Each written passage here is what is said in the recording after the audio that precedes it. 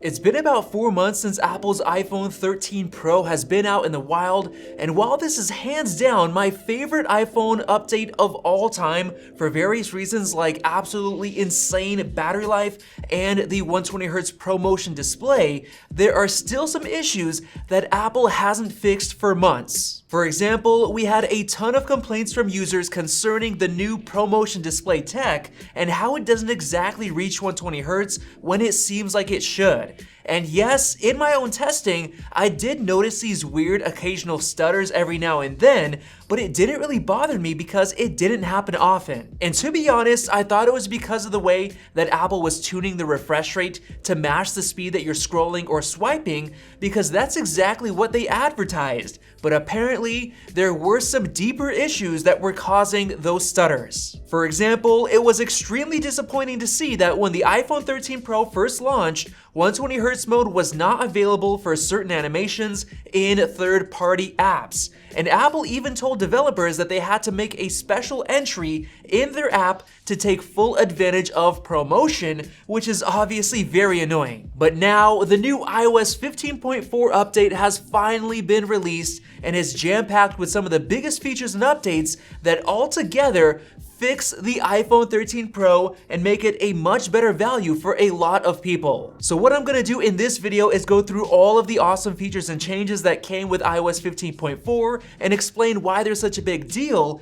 like the absolutely awesome new Face ID with masks feature, which I'll get into in just a minute. But before that, we've got to go through the major 120Hz ProMotion fix that Apple has just added, so let's get right into it. Apparently, there was a core animation bug that was causing third-party apps to have issues with full 120Hz support, and Apple has finally fixed it. Now, all third-party apps automatically get 120Hz animations moving forward, without the software developers having to do anything at all to make it happen, which is awesome. So this now means that we shouldn't be experiencing those weird stutters anymore, since it'll work more like the iPad Pros, which Christian Selig tested and confirmed. But on the other hand, with animations that aren't that quick, ProMotion will still be able to dynamically go down to 60 FPS to help save battery life compared to the iPad Pro, which is basically always stuck on 120Hz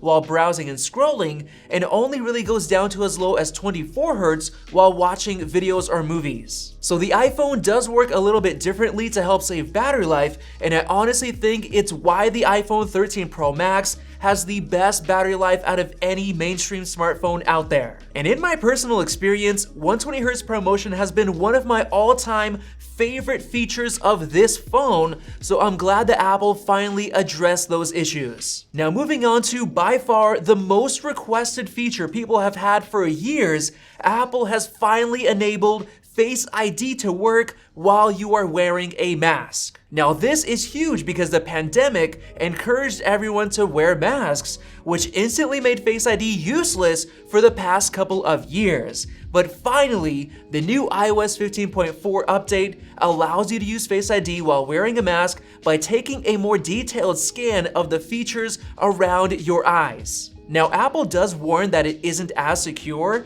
and because of that, they require you to be looking directly at the iPhone as an extra security check. But the best part is that it can still be used for basically anything, like autofilling your email and password for apps or websites that use Face ID, and it'll even allow you to use Apple Pay and purchase apps in the App Store, all while wearing a mask. And if you're wondering what that pattern is on my mask, yes, it's little Apple product icons, and we have it available in either white or black if you're interested in ordering one, which you can do in the merch shelf right below this video. And if you're someone who wears glasses, Apple even took care of that. So it seems like people will no longer have to complain about Face ID anymore. And because of this new feature, I'm starting to doubt that Apple is going to be adding in-display Touch ID to the iPhone in the future, because in reality, if this new feature works perfectly fine, then there's no real need for Touch ID anymore. But the only downside is that Apple is requiring that you either have an iPhone 12 or newer model, since that's when they updated Face ID to work at a wider angle, which potentially makes it more secure. And this is actually something that John Prosser processor leaked a long time ago,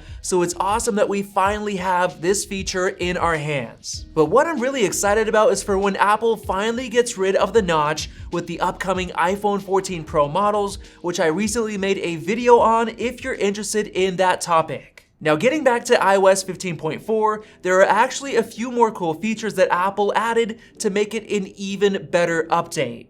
If you're currently paying for an iCloud subscription, you can now finally create a custom email domain for no extra charge at all. This is really awesome for small business owners because the most popular way to do this right now is with Google Workspace, which costs anywhere from $6 to $18 a month. So getting it as a free bonus alongside an iCloud subscription is awesome. And making it even better, you don't just get one custom domain, you get up to 5 custom domains, which is usually enough for a small business. Going further, iCloud Keychain now allows you to add notes under each password entry, which can be useful if you want to remind yourself about something, about a website, or anything else you want to write down into the notes section. And moving on, a really curious find from Steve Moser on Twitter is a new Cosmetic Scan trade-in tool for the iPhone. So what this will allow you to do is to find out if your iPhone is actually eligible for trade-in if you're unsure about any potential damage being acceptable or not. Because in the past, you can send in an iPhone for trade-in